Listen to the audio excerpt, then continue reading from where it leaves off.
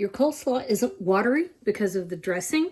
It's watery because you're skipping this step right here. You need to start before the dressing ever goes on and give it a good bit of salt and a little massage. The salt is going to pour the water right out of that cabbage and into the bottom of the bowl. And that way, you won't have a water problem. All right? Let's talk about that. All right, so all I did was cut my cabbage into strips. Not little confettis, just strips.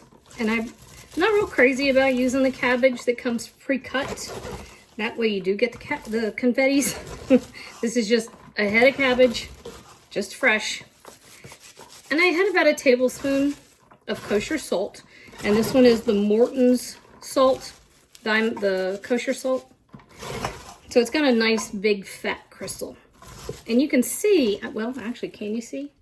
Can you see that it's already starting to look wet? And that's only been, I don't know, 2 or 3 minutes. The salt is pulling the water out of that cabbage. And I'm just giving it a massage. And I'm gonna let it sit in this colander over this bowl, probably for an hour.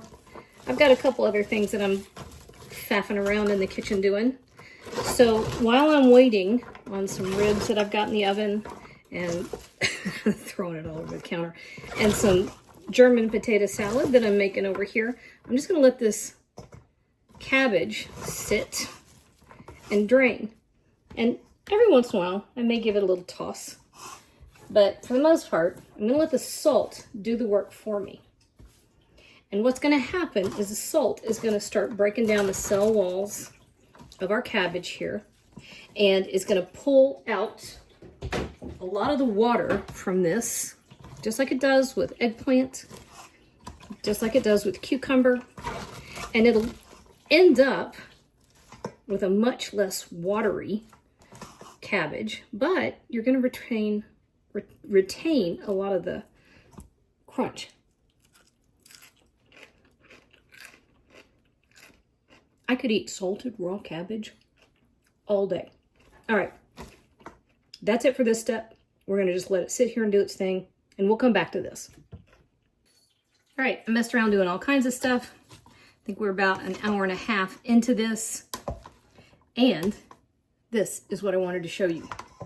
All right, so the number one problem folks have when making coleslaw is that the dressing ends up watery. And it's because if you've seasoned your dressing, that's what happens. All of that comes out of your cabbage and it ends up pooled with your dressing. But if you season the cabbage first and you let it sit in the colander, that all comes out and it puddles in the bottom of your bowl and you can toss it, which is what we're gonna do. Although, let me tell you a secret. If you take this stuff and you mix it with a little tomato juice, it makes one of the best Bloody Marys on the planet. My grandmother and her best friend, Peggy Bell, used to start canning about July, and they would make chow chow, and they would take this stuff and make Bloody Marys. And I swear, if I ever do a cookbook on canning, I'm going to call it Gin and Chow Chow. Because that's what I grew up doing. Okay, so there we go. So we're going to take our cabbage that we have salted, and then we still have nice, beautiful, crunchy cabbage. And taste your cabbage, y'all. Because you've already salted it, you may not need to salt it again. Yeah, we are. It's going to need a little bit, but not much. Not as much. All right, so now we're going to make our dressing. So we've got, I had a 2/3 cup measure, but we needed 3/4 of a cup of mayonnaise. So I just eyeballed it because, you know, who cares? And listen, I'm not going to step back in the mayonnaise wars. I did it once, and I regret it the rest of my life. Use what your mama used or what your granny used, and then there you go. Blue Plate, Hellman's, Duke's, Miracle Whip, I understand. That's the right kind. Whatever your mama used, that's the best kind. So 3/4 of a cup of that. And juice half a lemon, 2 tablespoons of apple cider vinegar. My sugar got lumpy, but a tablespoon of sugar, a teaspoon of black pepper. No, that was a teaspoon of celery seed. That is a teaspoon of black pepper. And then we tasted for salt, because we salted our cabbage. I'm going to give it a teaspoon and a half of kosher salt. And get accustomed to the salt that you're using. I don't use iodized table salt very much. I do have it. I use it sometimes. Depends on what I'm using it for. I mainly use Morton's kosher salt and Diamond crystal salt. And I'm accustomed to both of those because they have different crystal sizes. So I pay attention to which one I'm using at any given time, because the volume changes based on which one I'm using, because the crystal size changes. Does that make sense? Morton's has a bigger crystal size, so I use less volume. Diamond Crystal has a smaller crystal size. Wait a minute, was that right? Diamond Crystal has a smaller crystal size, I'll use smaller volume. Morton's has a larger crystal size, I'll use more volume. That was right, I had it backwards. Okay, so to this, we're gonna add 1 carrot that I just ran my peeler over, and then about 1/4 of a large onion. If your onion is small and stingy, use half. Or use the whole flipping thing if you like it. It's your slaw, use what you like. The big trick here is not so much the recipe, it's the method. You can put whatever additions you want in this coleslaw.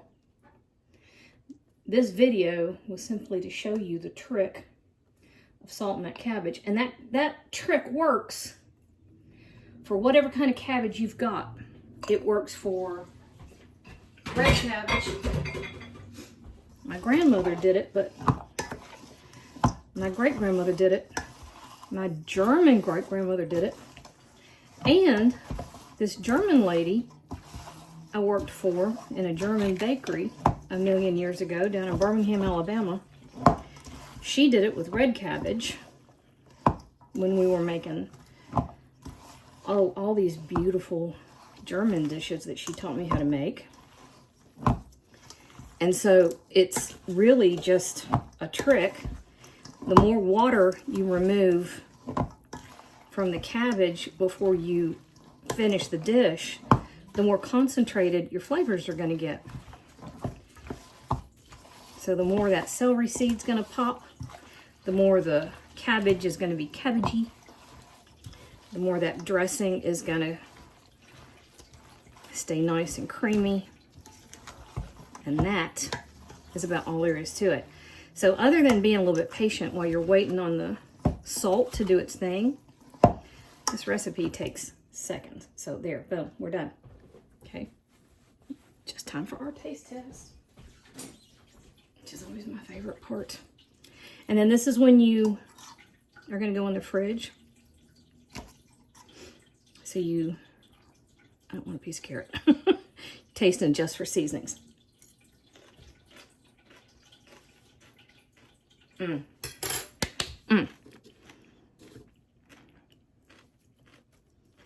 We need a hint more salt. And to tell the truth, I want just a touch more celery. Shoot. Well, I'm not getting it open that way. So just a tiny bit more celery seed. That's kind of the magic touch in this coleslaw. But I'll tell you this, it is extremely distinct. So the first time you use it, go softly. It's one of those things, you either like it or you hate it. Oh, what, puppy? What is the matter? What is the matter, puppy dog? He thinks I'm gonna let him have some of this bacon behind me. Because speaking of German dishes that Em taught me how to make, I'm gonna make German potato salad. Perfect. All right, there you go, y'all. The trick to not having watery coleslaw salt it down ahead of time. Your coleslaw will turn out perfect, creamy, no hint of watery anything anywhere if you take just that extra step and do that ahead of time. Man, that's good. That's how you get perfect coleslaw, y'all.